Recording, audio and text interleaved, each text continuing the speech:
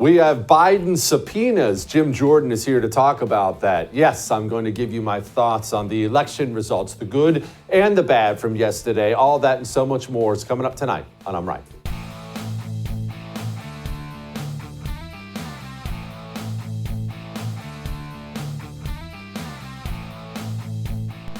Well, if only we had something to talk about tonight. Okay, so here's what we're going to do. We're going to get to Jim Jordan here in just a couple minutes to ask him about all those things.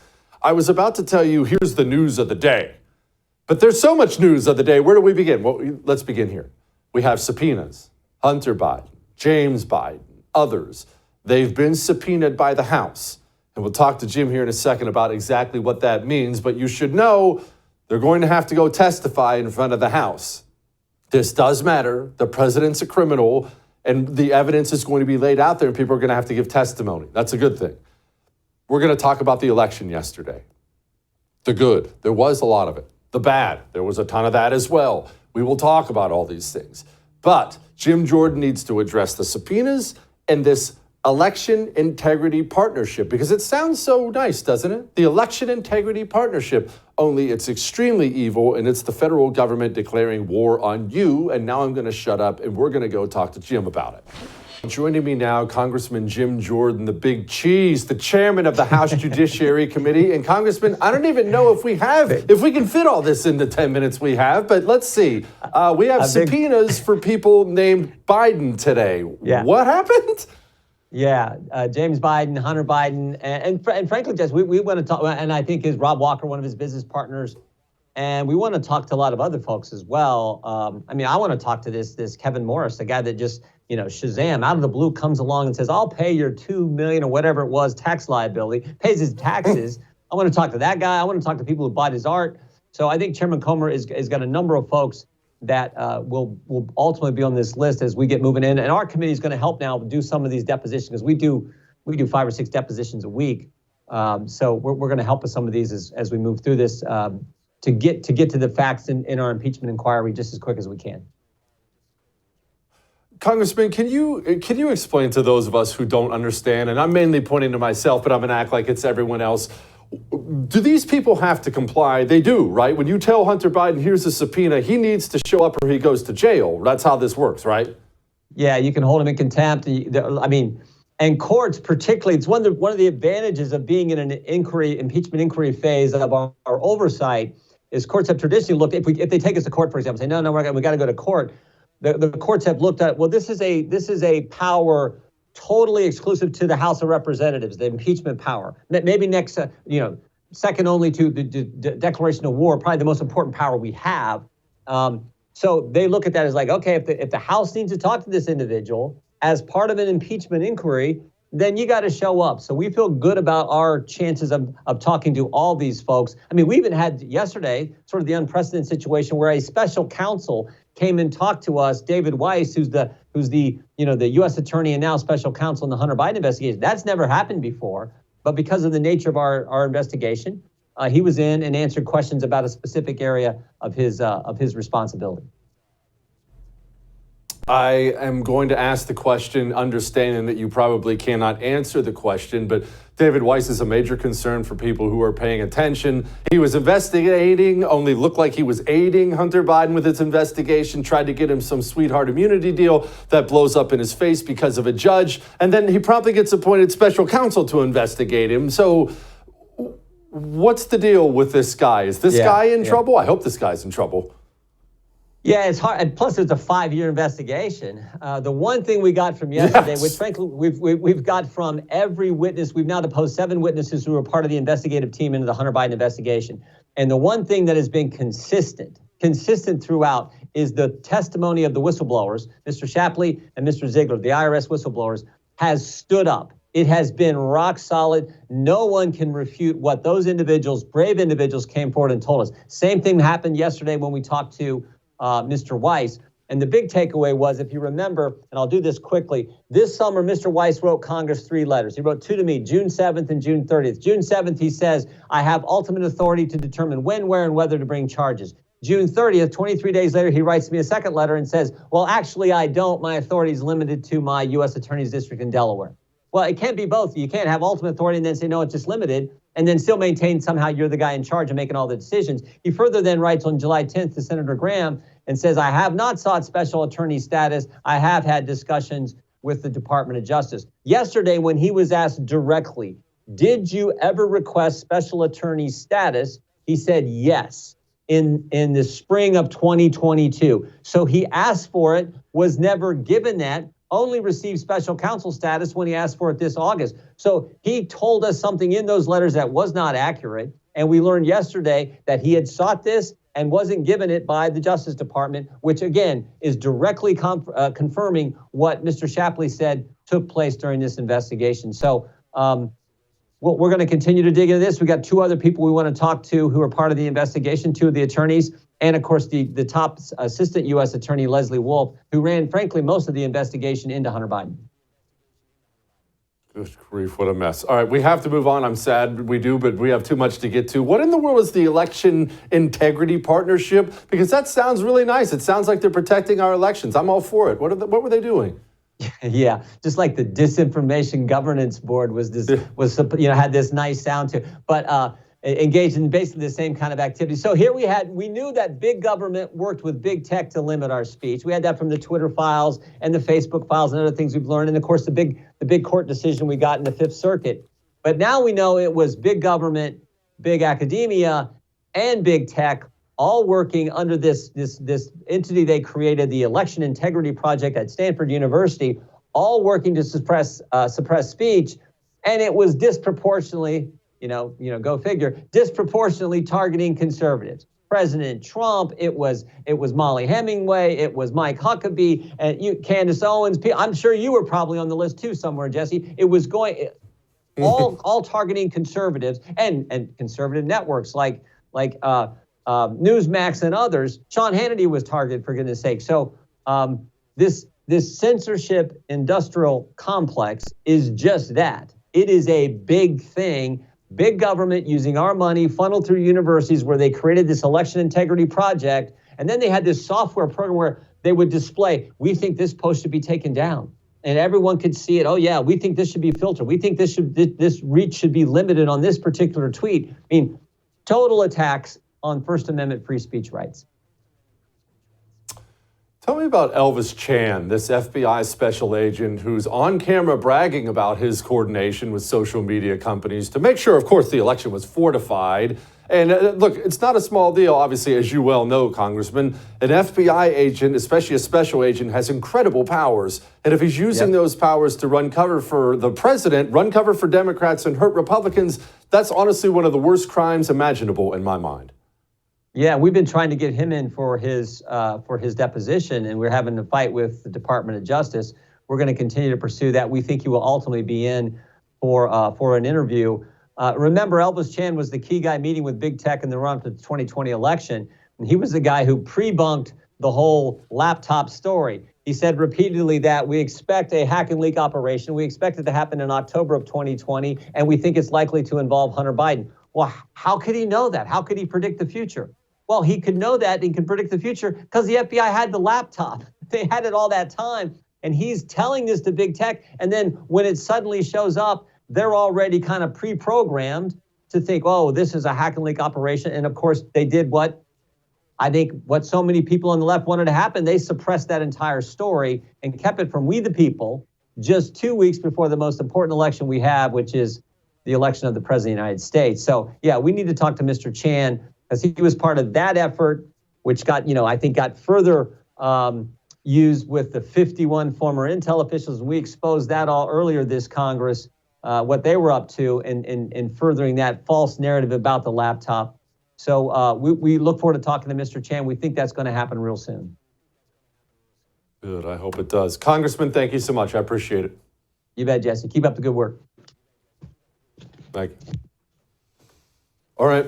Speaking of the FBI, the police state, our buddy Nick Searcy is going to join us next and talk about the most dangerous thing happening right now, our government turning against us. Before Nick gets here for that, let's talk about something else. You know that November 17th is coming, right? Now, what is that? That's the date where the government is, of course, going to run out of money. So what are they going to do to avoid any problems there? Well, I'll tell you what they're going to do. They're going to borrow, print, and spend a lot more money we don't have. How's that work out in the end? Well, your dollar's destroyed. And you know it's going to happen. Look, I'm just giving it away. You know it's going to happen already. Take steps to protect yourself. Oxford Gold Group is how you protect yourself. How do they do that? They'll get gold coins or silver coins in your hands. They'll deliver it insured, anonymous to your front door. You don't need a bank vault. It's not gold bars. This is a basic step normal people take. This is for normal people, not millionaires, all right? Go to jessekellygold.com. Protect yourself. You know it's coming. There's no getting around it. jessekellygold.com. We'll be back.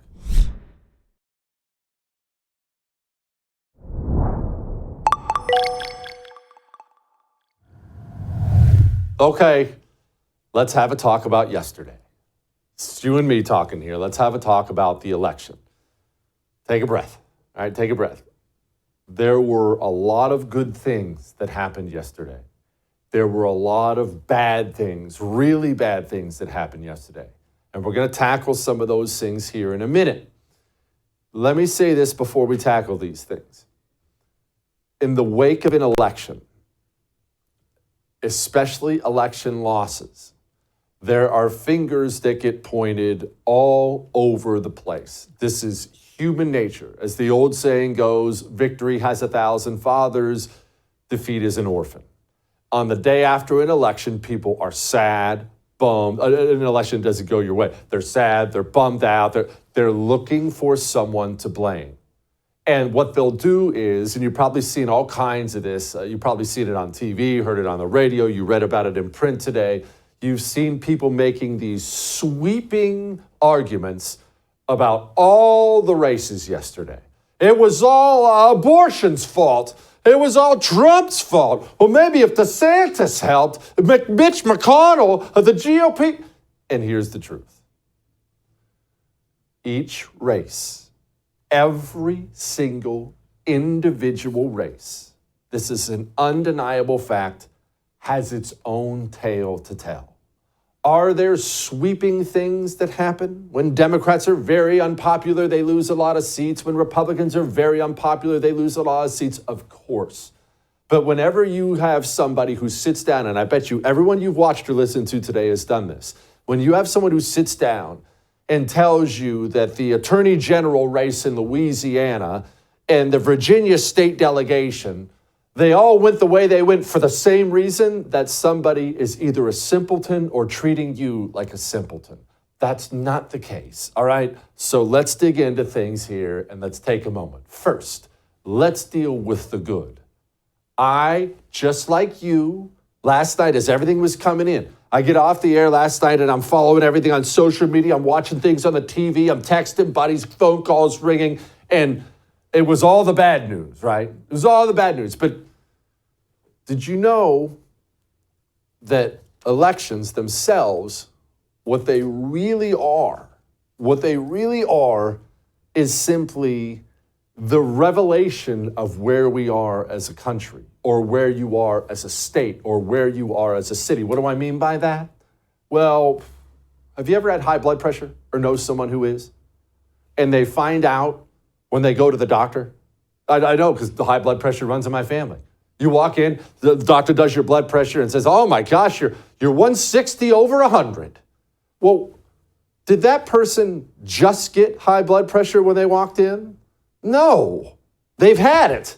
They just found out when they walked in, right? That's what elections are, a revelation of what we are as a country. We won a bunch of school board races, a bunch, all over the country. We flipped an attorney general seat in Louisiana. We have the attorney general seat in Kentucky now, even though we lost the governorship. All is not lost everywhere. And I'm not putting a sunshiny face on this whole thing. I'm going to get to the bad, and believe me, there's a lot of it here in a minute. But all is not lost. Normal people across the country are getting involved, and that's what can slowly but surely save the United States of America. We are winning school board races because normal people are getting involved.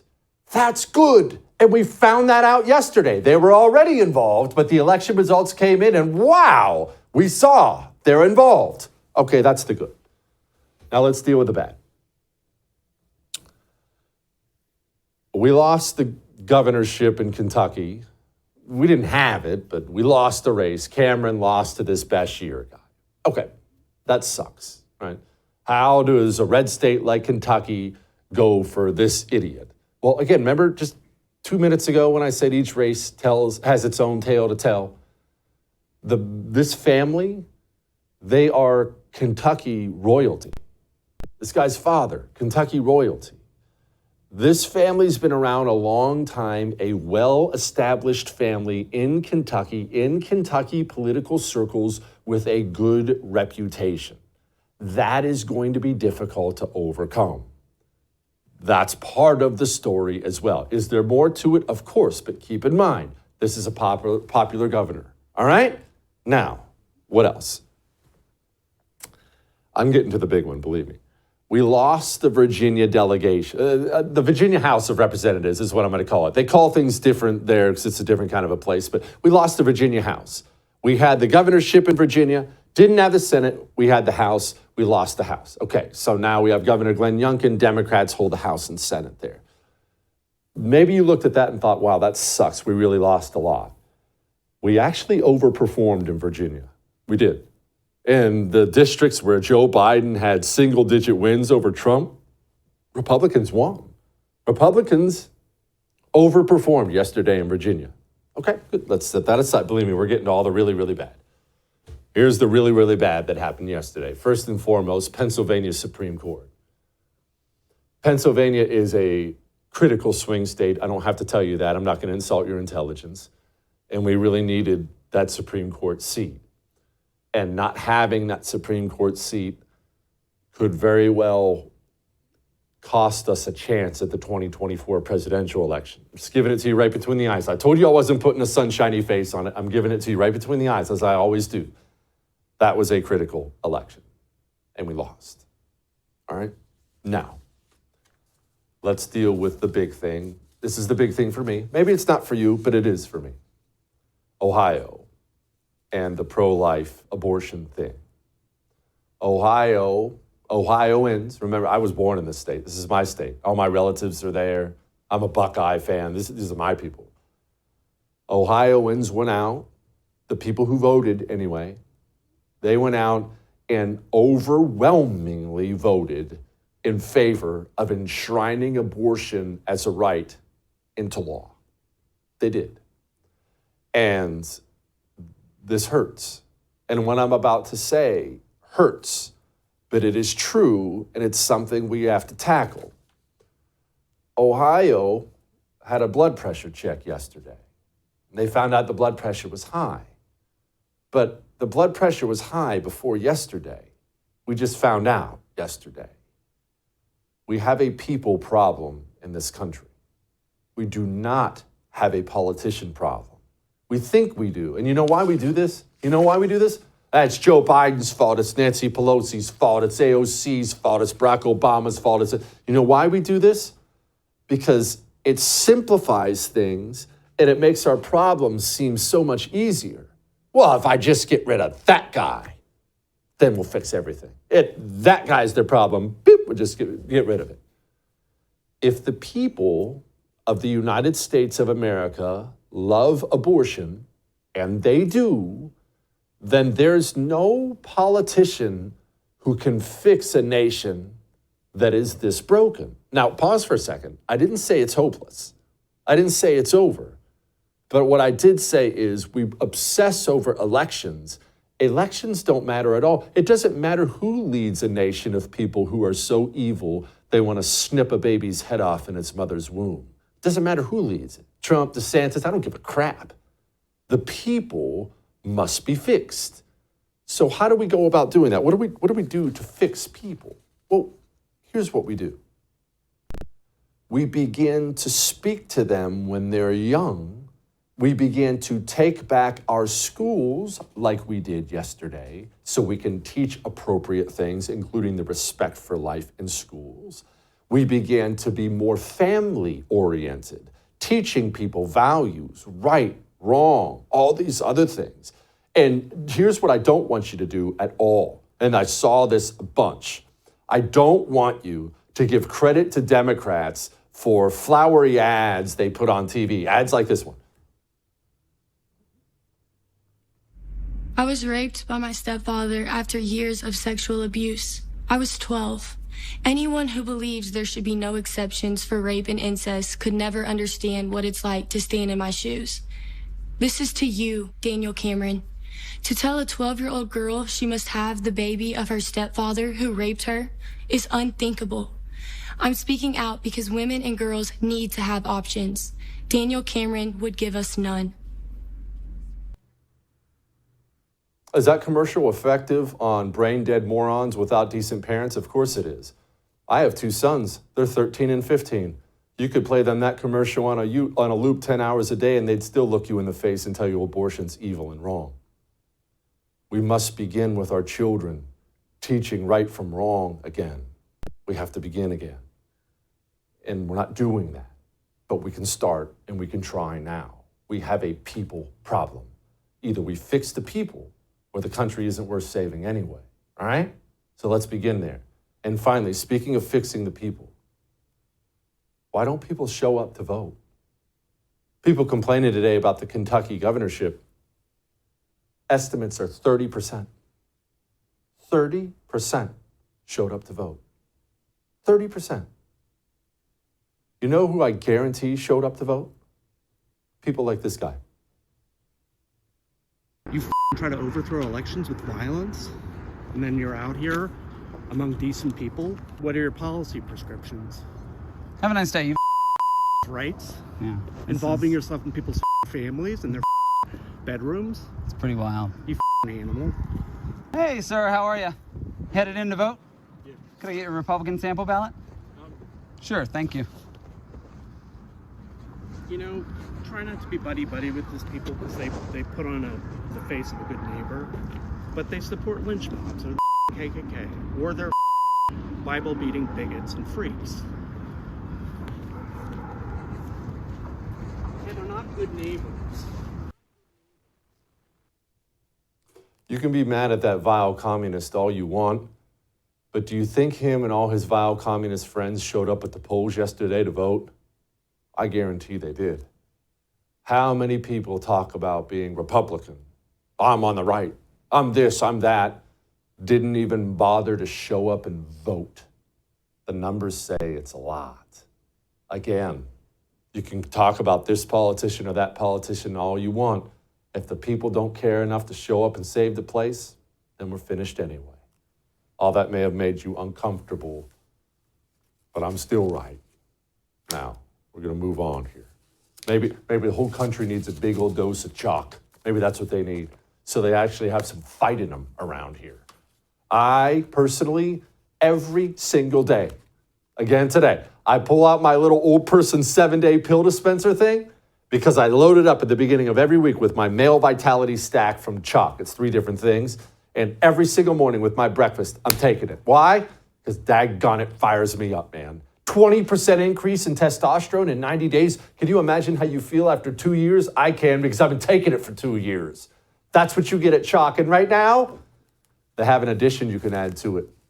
A pre-workout, all natural. These are all natural nutritional supplements.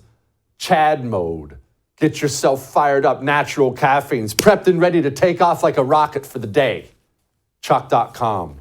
Promo code is JesseTV. It saves you a ton of money because they have Black Friday specials and all kinds of specials right now. JesseTV. We'll be back.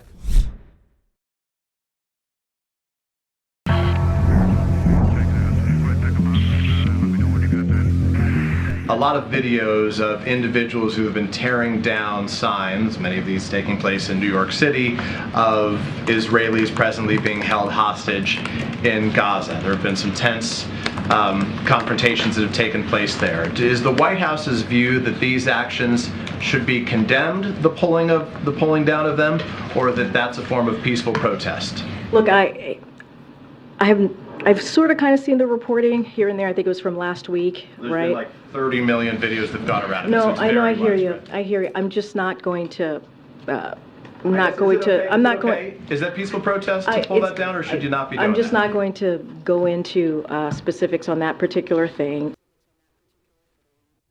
Let me ask you something. On its question, there's no judgment beyond this. It's just a question. Is it confusing to you why she wouldn't just come out and say, hey, that's bad, I wouldn't do it? It can be confusing. If you don't know what you're dealing with, it can be confusing. If you've read James Lindsay's books like Race, Marxism, and the Marxification of Education, you would understand it perfectly. Joining me now is James Lindsay. James, for those who are very confused, it seems so basic, right? Okay, don't tear down posters, but she can't bring herself to come out and take a stance on that. Why not, James? Well, because it's their religion and you can't really blaspheme the religion. The issue you see is never the issue.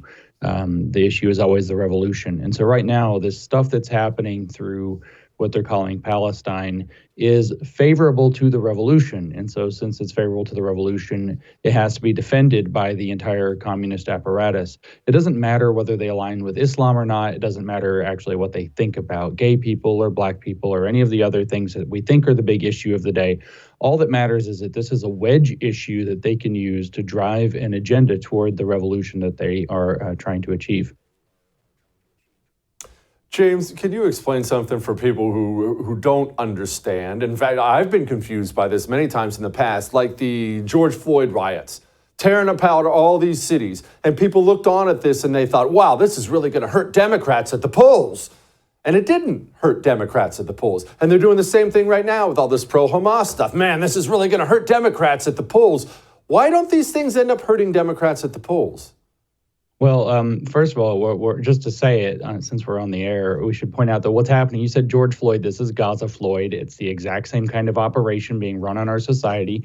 And the reason that this doesn't hurt Democrats at the polls is because Democrats are in a cult, and that cult is called communism. And like I said just a moment ago, everything that benefits the revolution, they're on that side. The propaganda effort that goes down to the rank and file on the left is so overwhelming that there's only one framing to the issue that's the good understanding. I just talked to a 24-year-old from New York earlier who told me that the general consensus of her friends is that this Palestinian thing is what you have to be in favor of because that's what good people believe. It's a religion, a cult religion that has taken over the entire side. So when they run the propaganda, things that you think would hurt them at the polls, the people who are actually supporting them are completely in on mostly, this is what good people believe and do. It doesn't really matter what it is. The issue is never the issue.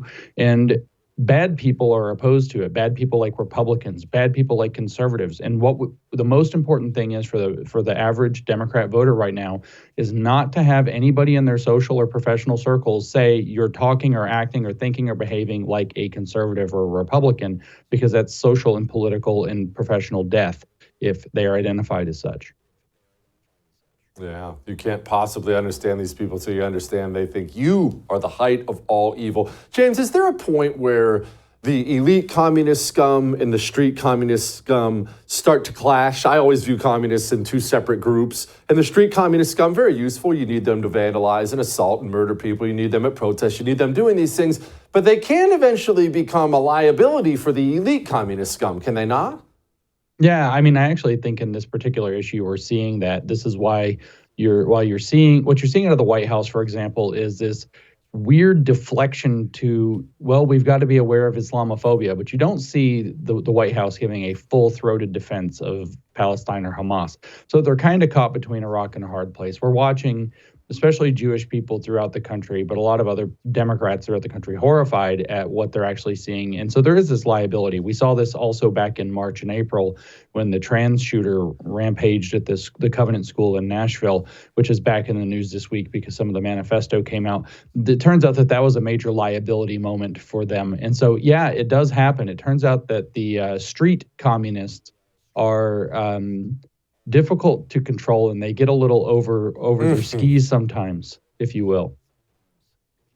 I'm reminded of the Soviets having their own man in Afghanistan assassinated because he was going too commie too fast and creating problems for them.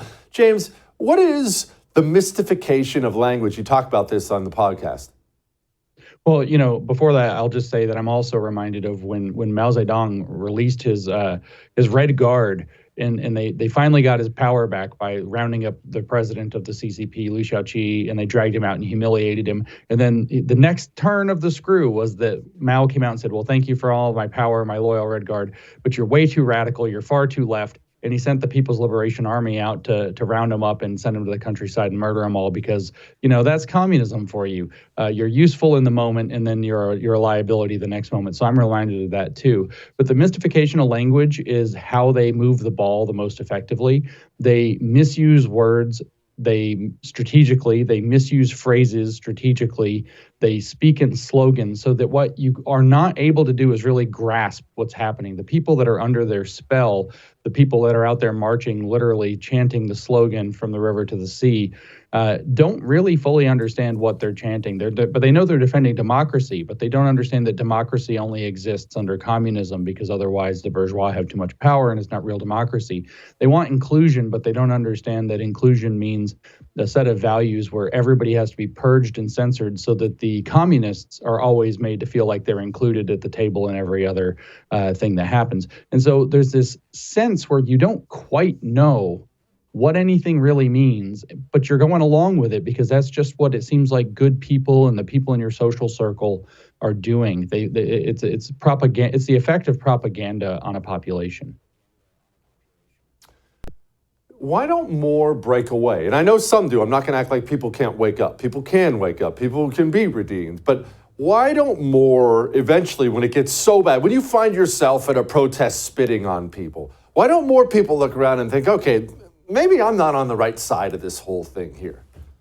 Well, what's happening in our country is American Maoism, and you have to understand that what Mao taught, he separated the people into two groups that were called the people and the enemies of the people. And what he taught the people was relentless hatred of the enemies of the people. And he set up a strong identity politics program so that the people and their allies would be on one side, and you would do anything that you possibly could to get included in that. And then the enemies of the people were treated with the full force of the dictatorship, the full force of censorship, the full force of the FBI coming and banging on their doors at 4 a.m. and stealing their devices and leaking it to the New York Times, the full force of all of these things. So people would do anything they could not to be in the ranks of the enemies of the people, because the enemies of the people are the ones who are stopping us from having peace, stopping us from having justice. If we could just get the enemies of the people to stop, all this tension would go away. And so spitting on them, attacking them, hitting them over the head with a megaphone so they fall on the back of their head and bleed to death and die. This is all necessary to stop the enemies of the people so that we can eventually have unity and peace again, because there is no peace without justice. The other slogan, no justice, no peace. Revolution without end, as they say. James, thank you, my brother. Appreciate you as always. Yes, thanks, Jesse. All right. Don't you love when James comes on, gets us a little smarter? It's important we understand what's happening and how these people think. All right. We have a lighten the mood next. Before we lighten the mood, let's do something. Let's make life a little bit better for you and me. And what makes life better than your dog? Right? We love our dogs. They're part of the family. I had a birthday party for my oldest son last night, and there was the meathead dog in the middle of it, running around with the balloons and grabbing wrapping paper and just being a meathead. He's just part of the family. And I want that part of the family to live a long time, just like you want your dog to live a long time. That's why I give my dog Rough Greens. I don't give it just because it was created by naturopathic Dr. Dennis Black, who's a Green Beret and all these other things. I love that, but that's not why I give my dog Rough Greens. I give my dog Rough Greens because it's the only way he'll ever get nutrition. And if I give him nutrition, he'll live years longer. And if I don't, he's going to die at 10 like all these other dogs do, like all my dogs have. Go get a free Jumpstart trial bag. roughgreens.com/Jesse or call them 833-33-MY-DOG. Give your dog the gift of life. Give your family the gift of your dog's life, all right? We'll be back.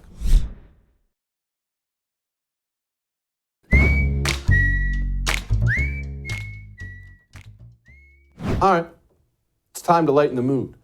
And before we get to the actual video, I just want to say something out there. It's something, I know it's a lighten the mood section, but it's something that I feel it's important. I know about it. You probably don't know about it, and everyone needs to know something. Taco Bell does breakfast. All right. I know people think about Taco Bell and they're thinking chicken quesadillas, and then maybe you're thinking low-end white trash food or those things. And all those things are true. All those things are true. But McDonald's isn't the only breakfast game in town. Taco Bell has it, and it's legit. You don't have to take it from me. This bear knows what's up.